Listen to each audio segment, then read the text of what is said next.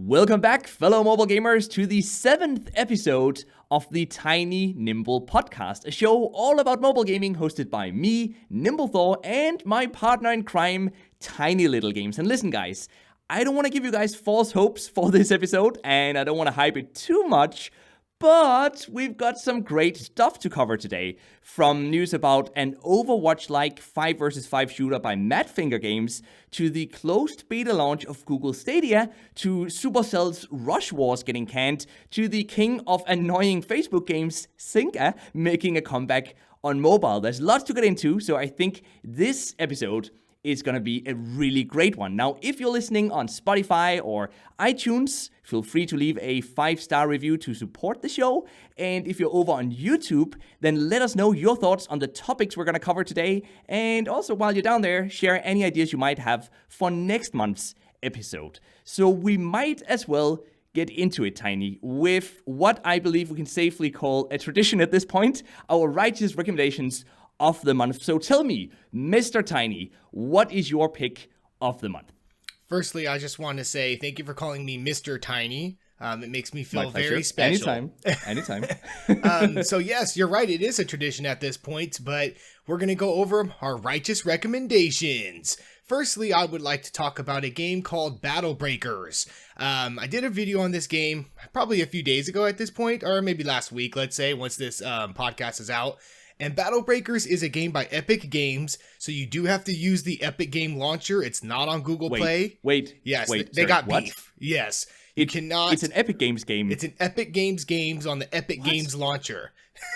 If that makes I any didn't know sense. about it. I didn't know about it. I'm sad to say. Yeah. I didn't know about that game. Well, you wouldn't if you were just looking in the Google Play Store, because it's not in the Google Play Store because they don't play. They're not friendly with each other. It's the same. That's true. It's the same scenario with happened with Fortnite Mobile, where you're not downloading Fortnite on mobile through the Play Store. You have to do it through the Epic Games Launcher, which means you're basically sideloading the app and downloading unknown resources and all that fun shenanigans. However, is Battle Breakers worth doing all that? That kind of depends. I enjoyed Battle Breakers for what it is. It's basically like I don't know how to explain it. It's basically a turn-based gacha summoning RPG fighter type game. You basically tap on the gems and the gems bust, and you're either going to get revealed coins or enemies. Then you fight those enemies. There's big boss battles. The game is more strategic than I thought it would be.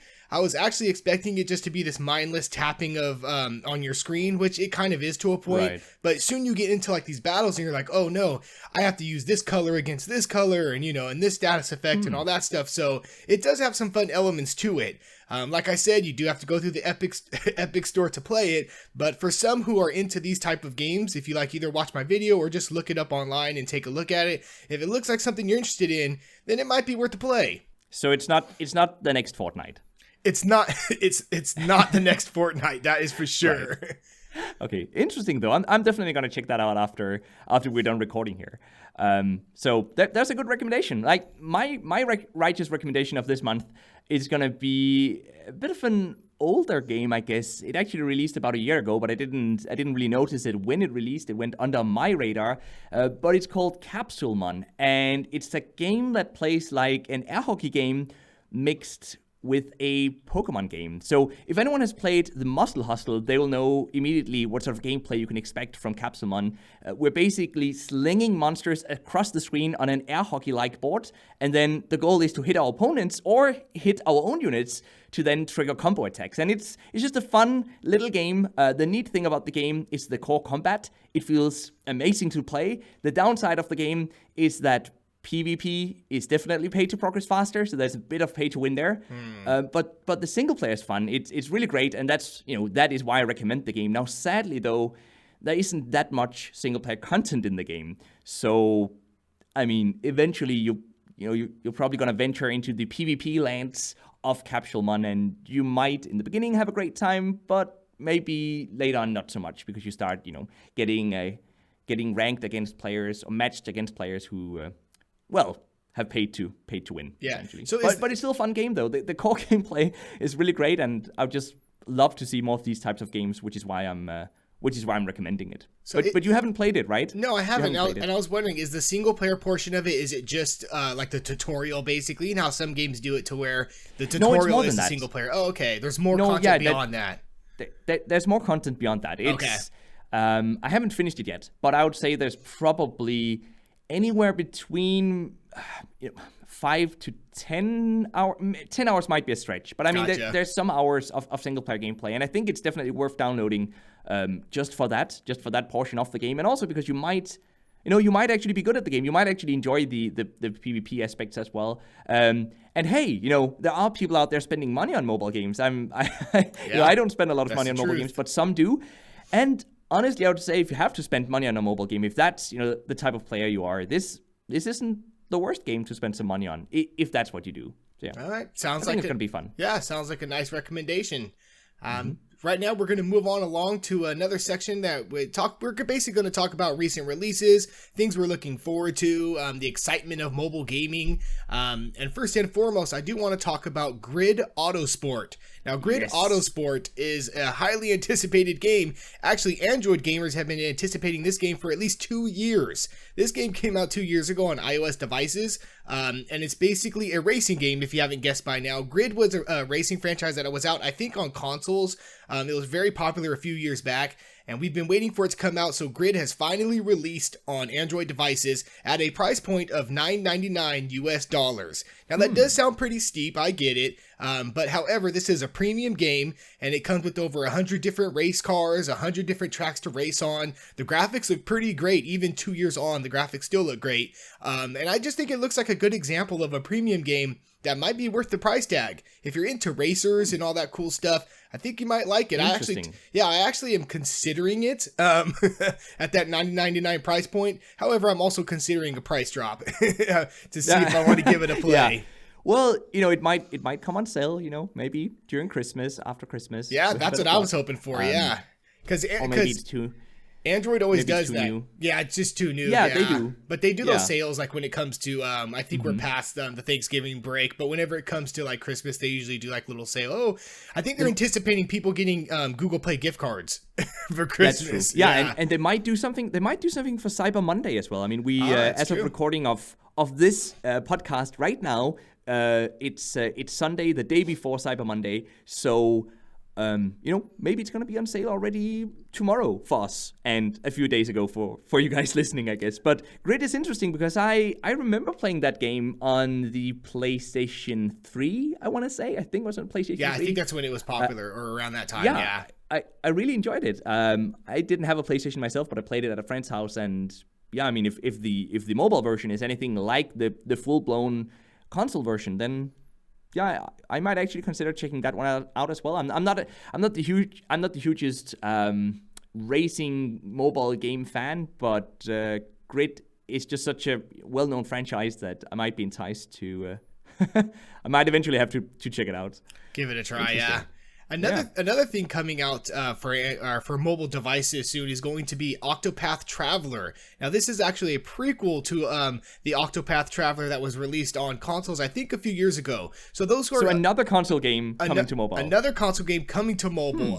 However, it's supposed to be a brand new game. So those unfamiliar with what Octopath Traveler is, it's basically a 2D RPG in the form of like old school Final Fantasy games. I think one of the creators is an old school Final Fantasy developer, and the game was met with rave reviews. I actually did a review on the console PC version probably a few months back, and this is supposed to be a prequel to that, a full-fledged game. I'm guessing it's going to be premium. I'm actually hoping it's going to be a premium game because we'll probably get more quality out of it.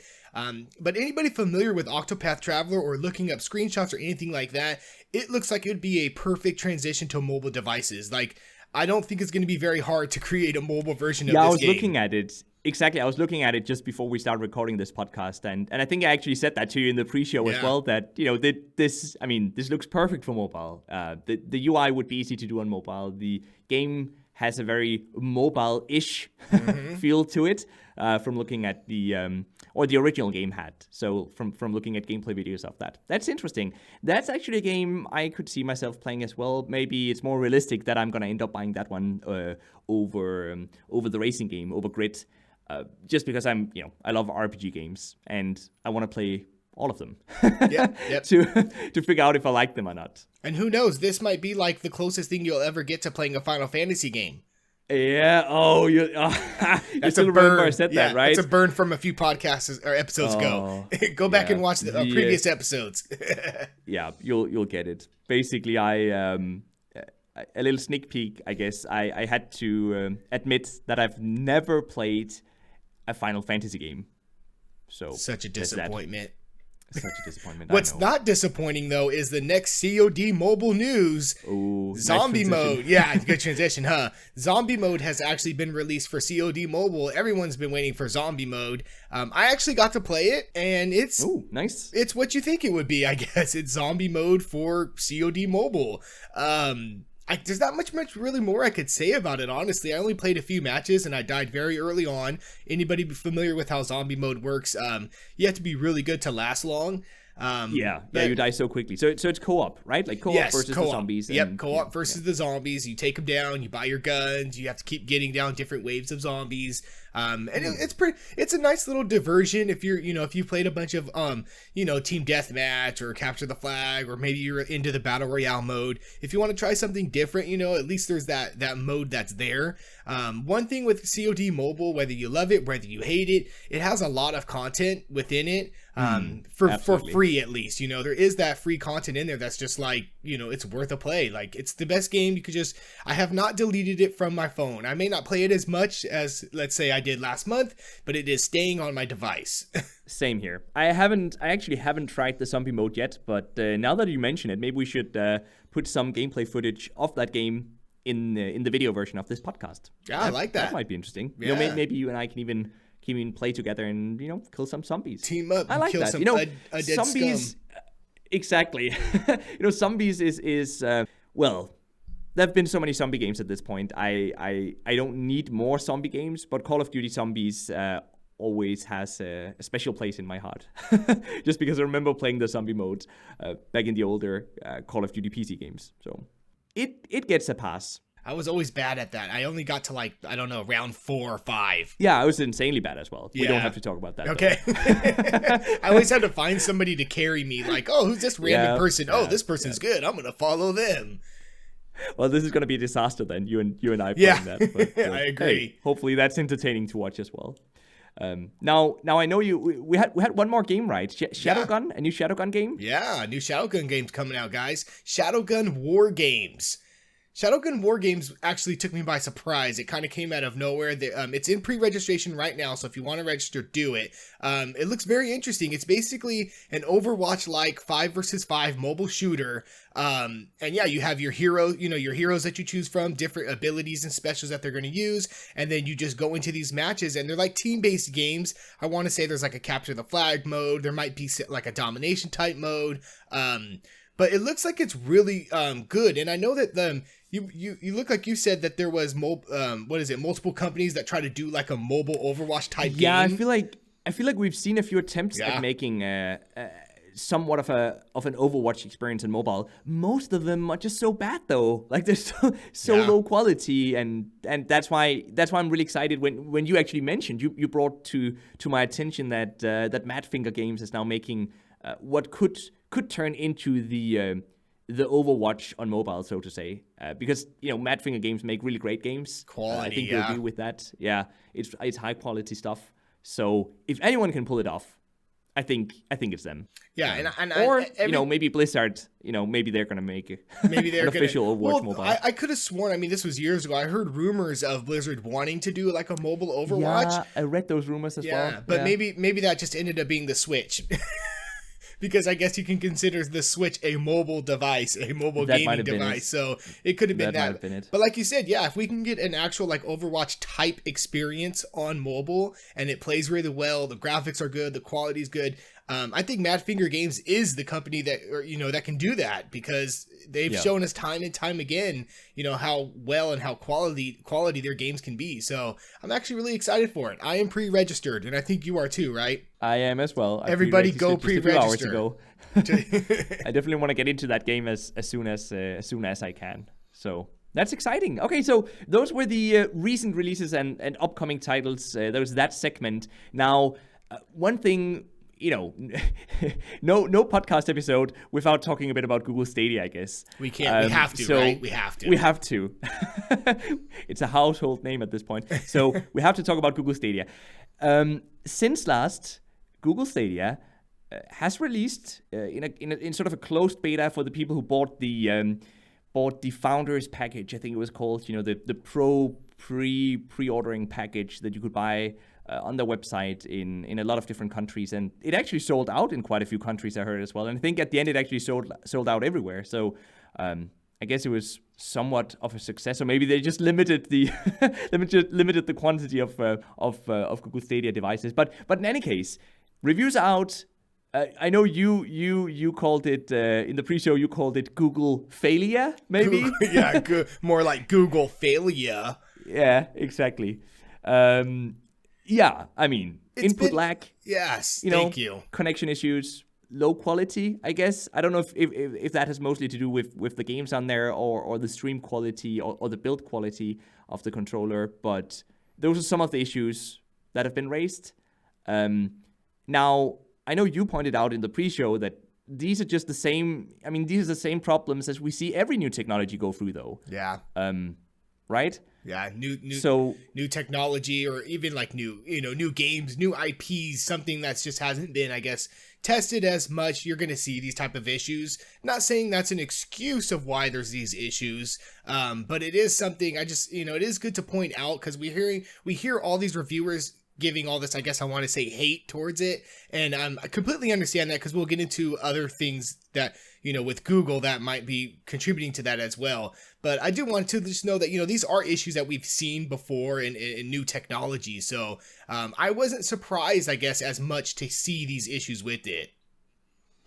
No, same here. I was kind of expecting that there'd be some issues. I guess it's mostly just a miscommunication, right, on Google's end, because I read an article that said that these founders are basically just paying to get beta access. Like they're paying to become beta testers, whereas many people probably expected a more finished product that had already been tested, whereas what they received was the beta test. And then, they basically just paid to beta test it and help Google improve the product. And then eventually come 2020, which is, not too far from now, like maybe in a few months, maybe 3 months or so, we should see the full launch of Google Stadia, where you don't have to pay, right? You can play for free, and then you just buy the individual game. You don't actually pay a subscription necessarily to Google to get access. And I guess the frustrating part is that the people who waited are probably going to get a better experience. And I guess that's why people are frustrated. Yeah, well, there will still be, I guess, a subscription if you want to play in 4K, because that's the whole thing. Like the 4K experience and the Dolby Digital sound, I think, all comes from that $9.99, I want to say, monthly subscription. But I see people's frustration and disappointment because you paid for this product in advance. And according to some reports, they were promised certain things that weren't really fulfilled on. So for one, they're promised to receive like their login, let's say to log in or to sign up. They're supposed to receive that like right before they got their controllers in hand. Right. And the problem that occurred was they weren't receiving that. So people who were just like, oh, I'm just like woke up one day and was like, oh, it came out, I'm just going to become a founder. They would get that info and like sign up with their, gamer tag, let's say. Whereas people who signed up 2 months ago have been waiting to like get their gamer tag, because Google was talking about how, get your username on this new platform first. Yeah, you get to reserve it, right? Yeah, you reserve it. Thank you. Yes. And a lot of people take that stuff pretty seriously. Like, I mean, I don't necessarily, but I do know I have friends that are like, yeah, I want to make sure I'm not, username dude number 554. I want to be username dude 1. So I can understand some of those frustrations as well. And like you said, a total lack of communication on certain aspects from Google has not helped them in this launch at all. Like, nope. Missing communication, not, talking with the community about what's going on, issues that are being raised. I mean, I have seen reports that a lot of a lot of the issues like the input lag and some of the connection and even the low quality has been like gotten better or has been fixed, because of course, you know, they do already. their patches or whatnot. I have seen that. And another thing they did promise was 4K streaming, 4K 60 FPS with the subscription. And there's reports coming out that it's not actually 4K, it's actually 1080p or 1440p, and it's being upscaled to 4K, which is something that the actual PlayStation Pro does, because I have a PlayStation Pro. It's not native 4K, it kind of upscales to 4K, which I don't see as a huge issue. I think that's still fine, but I do think Google should have said that, hey, listen, it's not 4K, it's being upscaled to 4K. Yeah.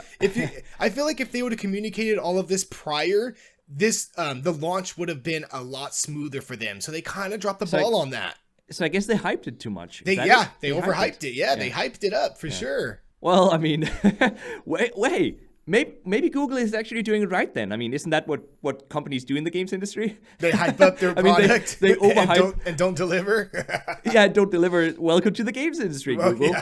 Yeah, welcome to the games industry. Yeah, they got it right. You're right. How many games have we seen from developers that talk it up so much? Yeah, we're looking at it opposite.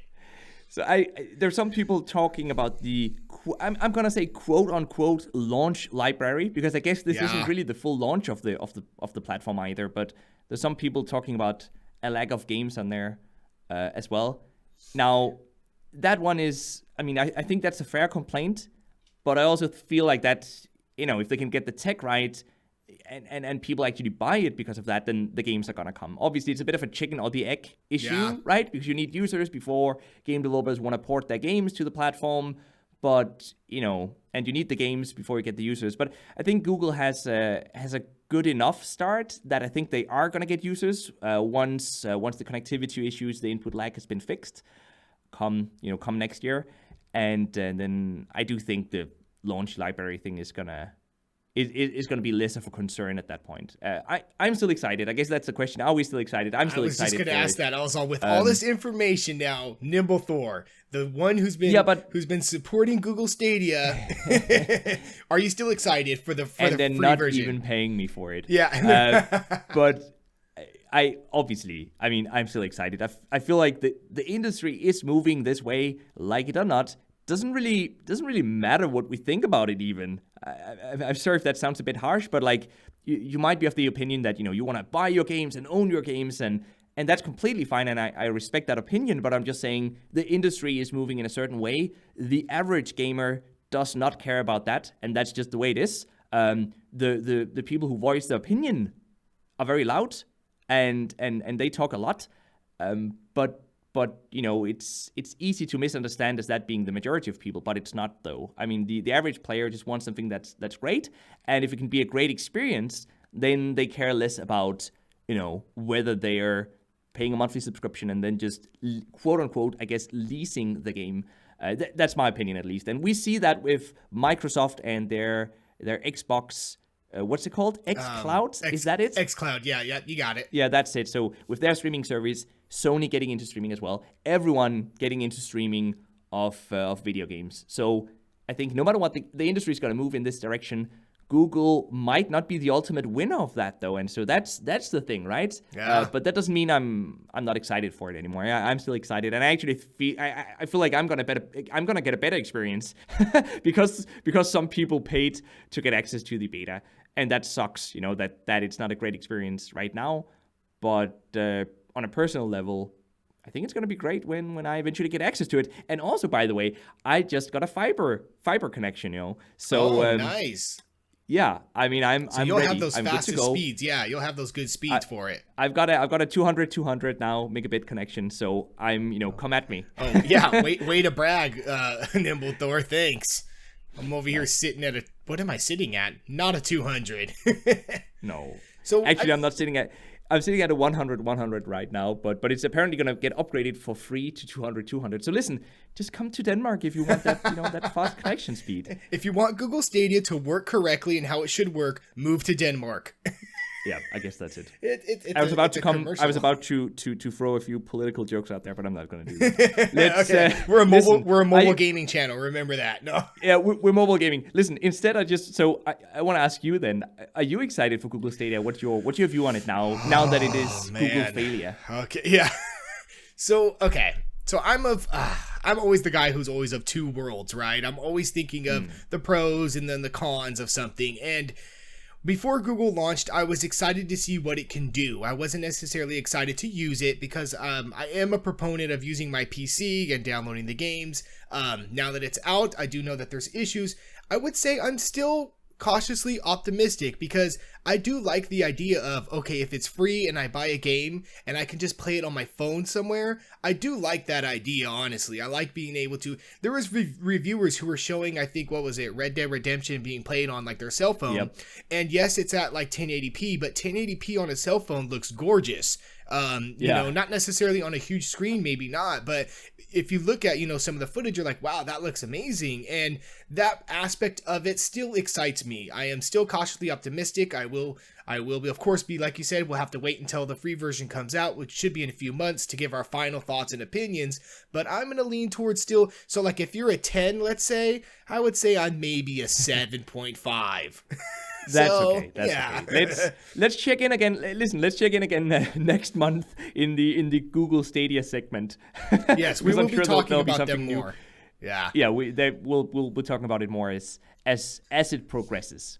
Mm-hmm. So we've got lots of more news though to talk about, right? We sure do. Lots of more mobile gaming news. Yeah. Speaking of things that are dead on arrival. Okay. Wow. Burn. I don't know. That's a burn. So Supercell has been developing and testing this new game called Rush Wars. And I know some of you may have heard of it. I know me and you, Nimble, have seen it in the past. I've talked about it every so often. And it's kind of exciting for Supercell to have a new game on the horizon.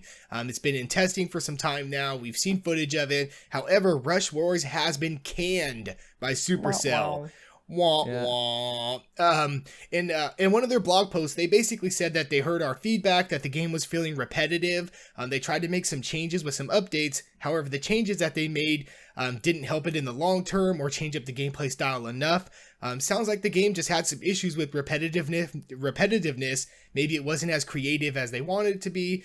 But either way, Supercell has canceled it. And I was surprised that they had canceled it because I feel like Supercell is this big company and, you know, they make quality games. So to hear this news was kind of blew me back. I was like, whoa, I was excited for it, this and that. But you told me something, Nimble, in the pre-show that really kind of caught me off guard and didn't realize. So I guess if you want to take it away and explain that aspect, See, that's an interesting thing, right? Because even though Supercell has obviously made some of the biggest games on mobile, they're actually not that big of a company yet in terms of number of employees. And the way they work is that they've got many teams, multiple teams of very few people, maybe 5, 6, 7, 8 people in each team. And these teams come up with new gameplay ideas, basically. So they come up with new games, or what could turn into new mobile games from Supercell, and then most of those games get canned at the idea stage. You know, they make the games, a small prototype version of the game, they test it internally among the employees. If they like it, and if it feels good enough, it moves on to the next phase, so it becomes a bit more polished. You know, you get some more fancy art in there,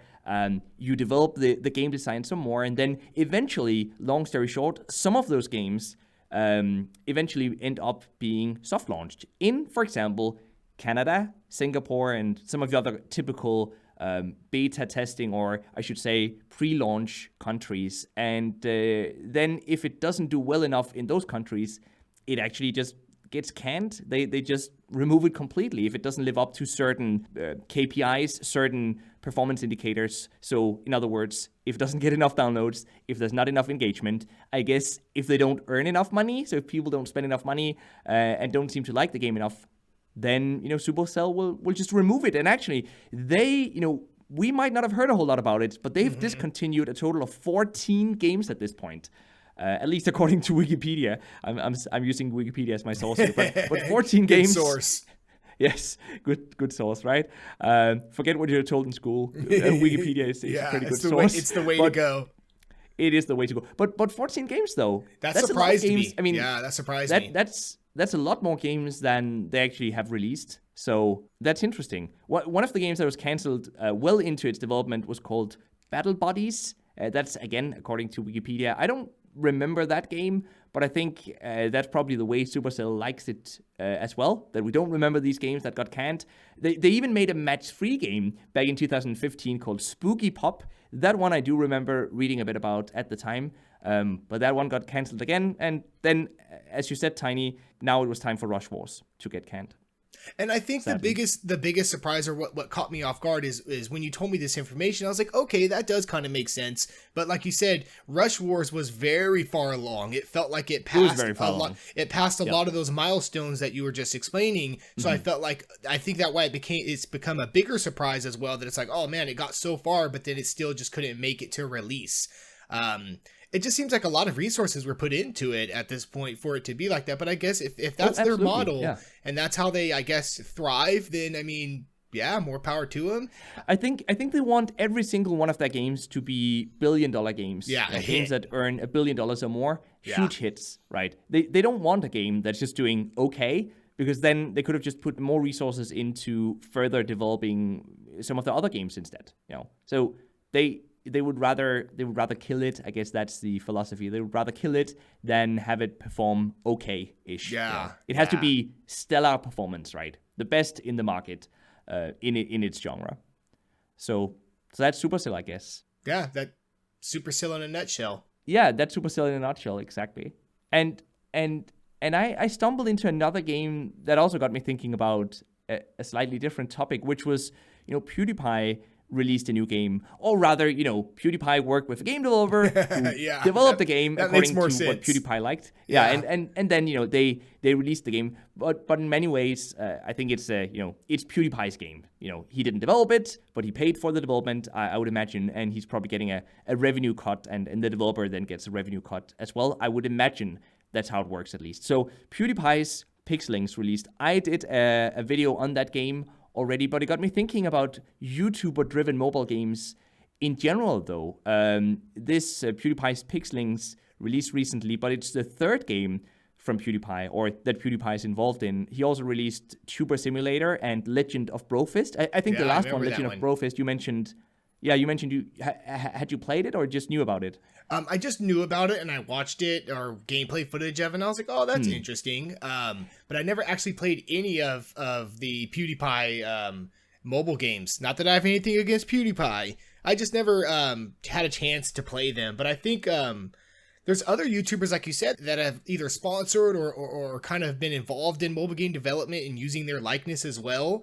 I think one of them was H3 did the Ball Rider one, where it was kind of like an endless runner type game, right, where like you eat the stuff and Ethan gets bigger and bigger and you have to control him or something. It was actually kind of funny the way it was set up, and believe it, that's the thing, right? It's fun if you know the YouTubers. There you go. It's fun if you get it.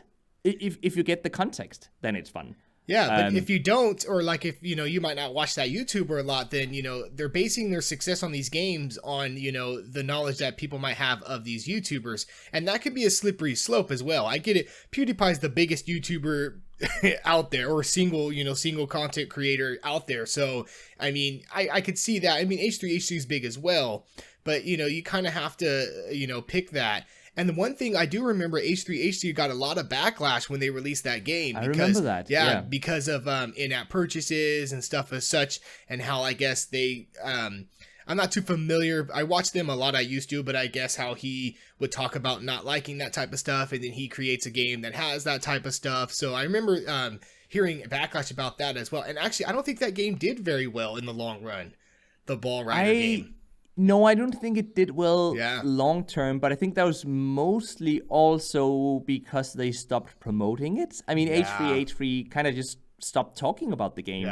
Whereas PewDiePie does a great job at every game he's involved in. And I should say he actually has more games, PewDiePie, but those are on PC. So when I said 3 games before, there was 3 mobile games. I think he has 1 or maybe 2 PC games as well that he's been involved in. But at the end of every single one of his videos, he promotes one of those games. And so, continuously he's driving new engagement, new players, new downloads to those games, or even, returning players getting back into the game because they watched a new PewDiePie video. And I feel like that was H3's mistake. They should have done that as well. They should have kept mentioning it in their podcast or in their videos. And they don't do that, and because of that, the game is kind of irrelevant at this point. And that's what's actually interesting to me. I was actually going to ask that question. Do you think it's because it's mostly the fans downloading these games, and the games are maybe just mediocre at best. I mean, the actual game. It's a great point because when you think of it, you play these games and they're not games that we haven't played before. You have an endless runner, you have a turn-based type RPG, you have, Exactly. they're very similar to a lot of mobile games that we already play, that a lot of mobile gamers already play, and then you throw in the attachment of these fans who know who the YouTuber is, and of course it probably helps elevate that game. But like you said, if you took out their names, if you took out their likenesses, would you just have a mediocre game? I didn't play Pixelings. How was Pixelings? I know you did a video on it. Pixelings was all right. I mean, so it had an interesting core combat system where we pick a team of Pixelings, basically a team of monsters, a team of characters to take into battle, but we only have 3 positions on the playing field for those units, so we deploy them one at a time until we've deployed 3 units, but we do have, I think, 5 units in total with us. So what you then do is that those units attack automatically. Now, some units will attack just the opponent in a straight line ahead of them, right? Whereas others will always attack a certain type of opponent, such as, for example, the one that's, first in line or closest to us. So that's a bit of a difference between your different units there, and that, of course, adds to creating... that creates many different potential strategies for how you want to set up and how you want to position your units. But they attack automatically, though. So the gameplay, the active gameplay part, is moving our units around constantly, basically switching lanes, and actually completely switching out our Pixelings to make sure they don't die. Because the way the campaign works is that you get 3 stars as long as none of your Pixelings die. So it doesn't matter if they get down to, nearly 0 HP, as long as you can ensure they don't die by maybe switching them out. So you put them on the bench, another Pixeling joins the match instead. As long as you can do that, then you're going to get 3 stars. So that combat system was interesting. I actually really liked that combat system. It was very interesting. But it had an energy system. And of course it did. And the gameplay was insanely grindy. You had to play it a lot. And you then had this instant finish feature. If you had completed a level on 3 stars, you could just click to instantly finish it just to get the rewards. Again, that goes back to the grindiness of the game. You would want to do that because you need to complete these levels so many times to be able to progress in the game, unless you buy in-app purchases. But then then there's the energy system, which means you can't just continue auto-finishing these levels, because auto-finishing a level costs 3 energy, and entering it normally only costs 1 energy. So basically, either have to spend a lot of time on the game, like a lot, like a lot of time on the game, or you have to spend real life money on the game. So that part I didn't like about the game, and in some cases, I'm of the opinion that a monetization system can be bad, but the gameplay might still be so great that it's still worth playing.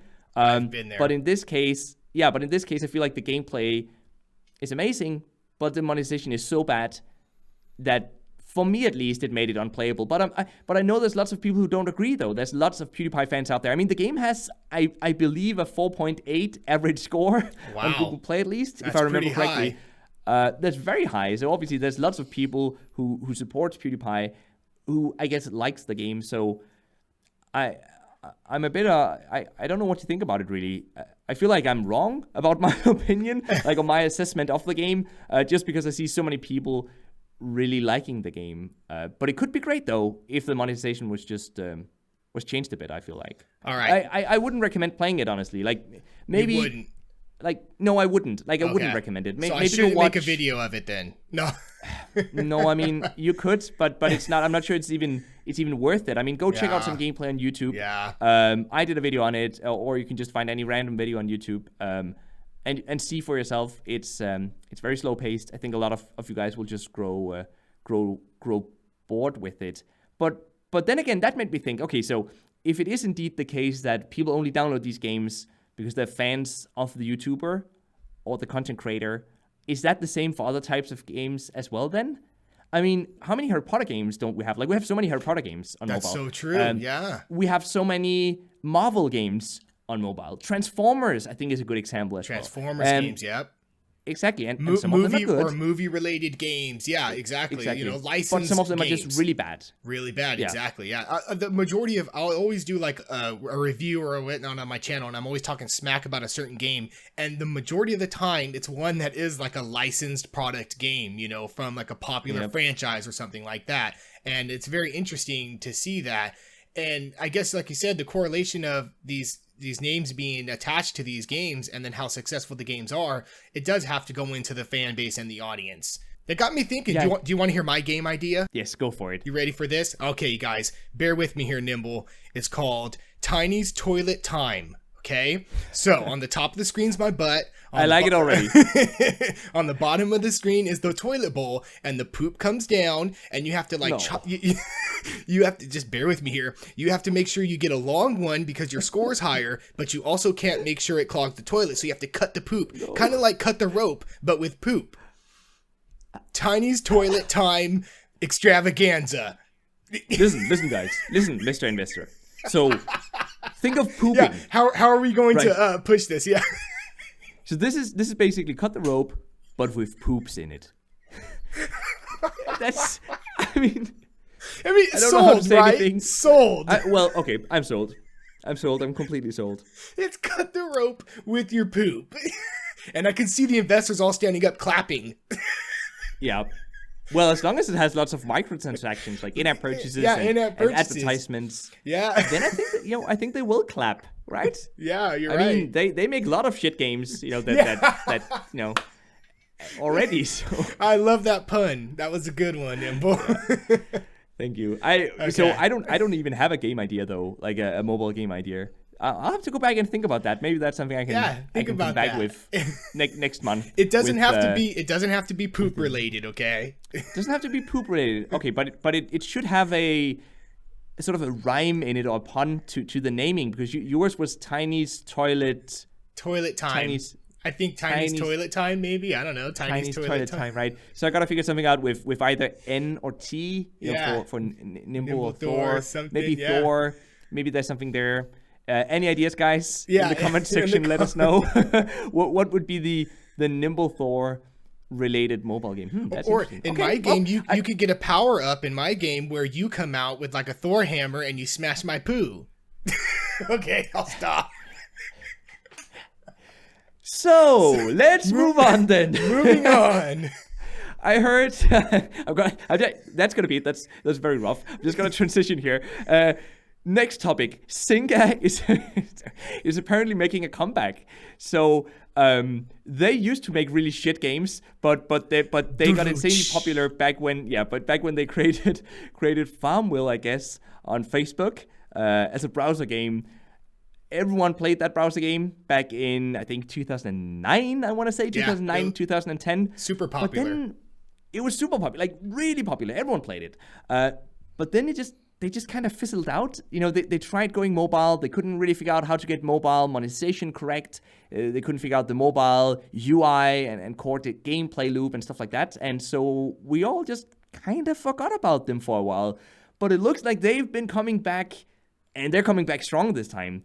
They had to fire employees, hundreds of employees in the past, but now apparently they're making a strong comeback, and the revenue for the last quarter was the largest in the company's history at nearly $350 million, which means more than they made back with Farmville back in 2009 and 2010, which surprised me honestly, because I heard that they were a huge success back then, but now they're making even more money. So I have you played any Zynga games in a while? I haven't. I was kind of surprised about this news. I think the most recent one I can remember is Farmville, but then again, there's a lot of games that they made that we don't realize you're playing, I guess, Zynga games. Because, I mean, I played, they had a poker game. For some reason, a few years back, I was into playing, like, mobile poker games because I thought it was so cool and playing poker when really I was bad. And I know they did that. I think they're the ones who did Words with Friends.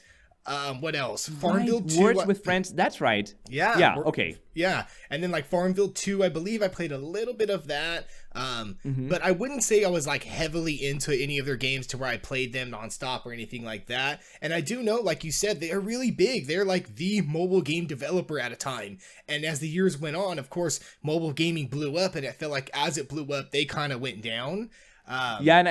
And interestingly, you should mention poker because I was looking up in preparation for this podcast episode. I was looking them up on Google Play, and it seems like they've made quite well, at least a few of those at this point, like poker and social casino games, which whenever I see a developer doing social casino games, I just think, hey, those guys want to make money, and they found the way to do it, and that's it. Like I don't want to play their games, but I guess they do them, I guess, and they make a lot of money. I mean, casino games, right? Casino is the original in-app purchase, right? So like, it is the original in-app purchase. You want to progress, you have to pay money. So I mean, that's essentially. I guess it's very fitting, right? Yeah, that they should end up making these types of games. And that's crazy because I just typed in Zynga right now on Google Play Store, and you are very correct. I can't believe how many slot games they have out: slots, poker, spades. I mean. See, here's my issue. Here's my issue with it, right? They made, for example, a Willy Wonka slot machine game, which is just, I mean, that just seems wrong, doesn't it? Like Willy Wonka. Like I mean, a family, family friendly. Oh well, I don't know. Willy Wonka isn't exactly friendly, but but still, a franchise kids or like young impressionable people know about, or at least used to know about. But still, there's just something that doesn't feel right about that. And then I know that these are social casino games. I think that's important to say. So you're not actually spending real life money and betting real life money, but you are still slowly grooming people, like getting people used to this sort of casino gameplay where you bet money, and for some people that's gonna turn into a gambling addiction, and I don't really like that. So I don't know if that's what Zynga wants to do. I mean, they're free to do that.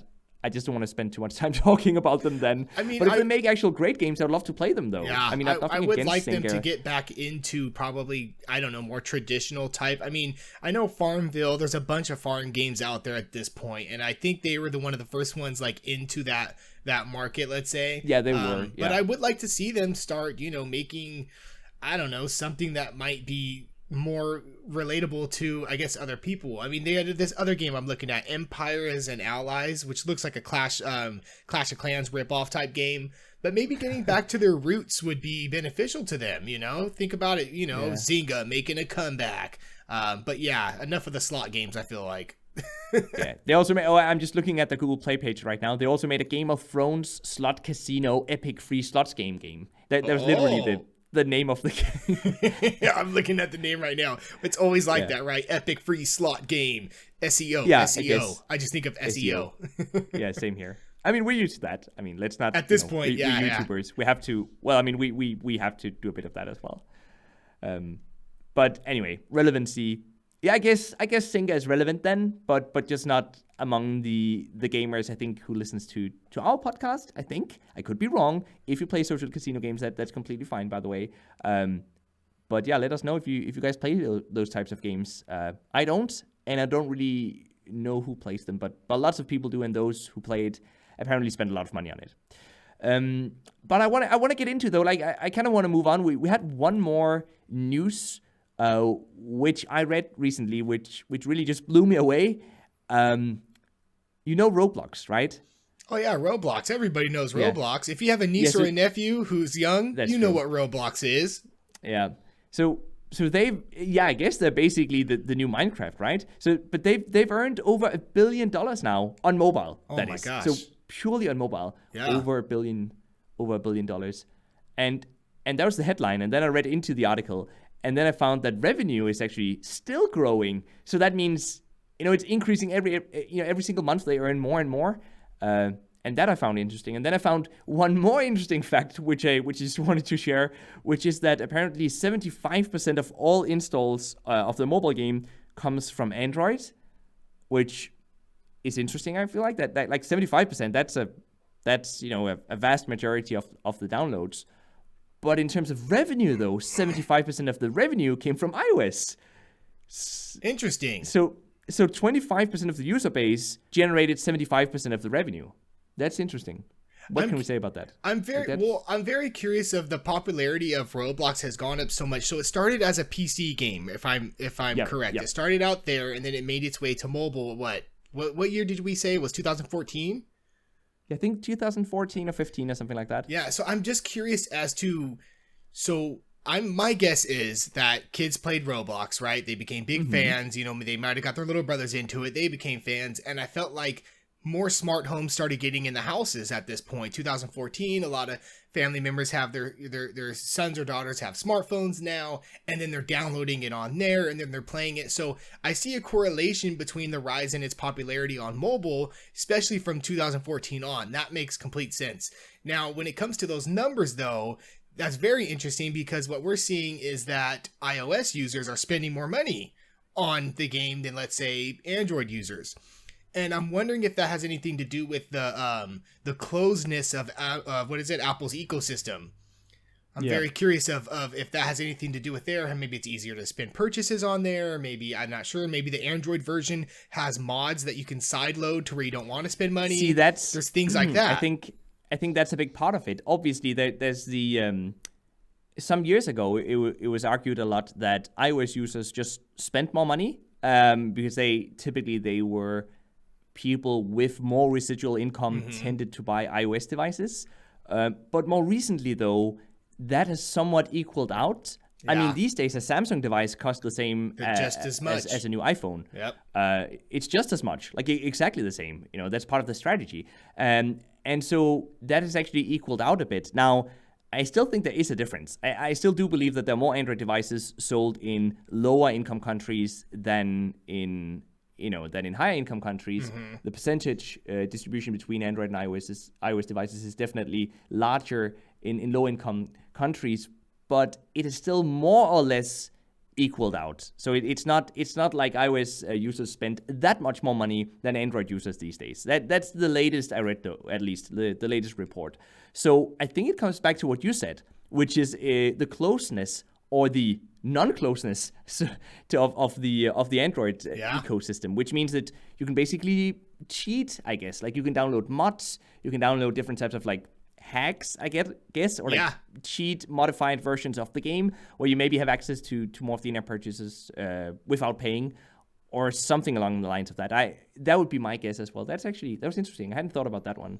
Yeah, because you always see those articles or those videos of, Roblox hack or whichever game hack it is, and you automatically think it's PC, but some of those videos or some of those articles are actually referencing like the Android version of the game, and that's because Android's system is so open. You can sideload apps, you can sideload stuff and this and that. Now, I'm not a proponent of hacking a game to get free stuff that should be paid. I don't mind modding. Like, I mod my PC games, but I mod it for like graphics or textures or stuff like that. But when it comes to exactly. But when it comes to like, hacks to like get away from like, giving the developers, helping support the developers, I don't necessarily agree with that. But I'm saying that does sound like something that is probably contributing to the Android version not having as much, revenue as iOS. But either way, the moral of the story is this game is making buku bucks. And I watched one of my nieces play it, and I could not fathom why it makes so much money. He was just running around.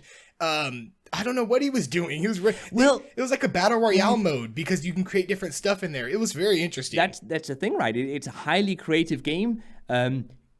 Quote unquote game developers, I guess mostly young people can create games in Roblox that others can then play. And if they spend money on in-app purchases in those games, then the creator of the game makes money. So it becomes this little ecosystem for I guess, wannabe game developers. And I don't mean that in a bad way, by the way. When I say wannabe, I just meant to say that, people who don't develop an entire game from scratch, but they use existing assets, blocks, I guess. Yeah, I guess that's part of the Roblox, part of the name, quite literally. But that's also why you have so many different gameplay experiences. And I think Roblox is actually the type of game that I wouldn't be surprised if Roblox is still king in 5 years or 10 years. And the reason why I say that is that I feel like they have made a system where they will be able to adapt to whatever genre becomes popular. If it's Battle Royale, people can create Roblox Battle Royale games. If it's suddenly Endless Runners becomes all the rage again, well, then you can have Roblox Endless Runner games.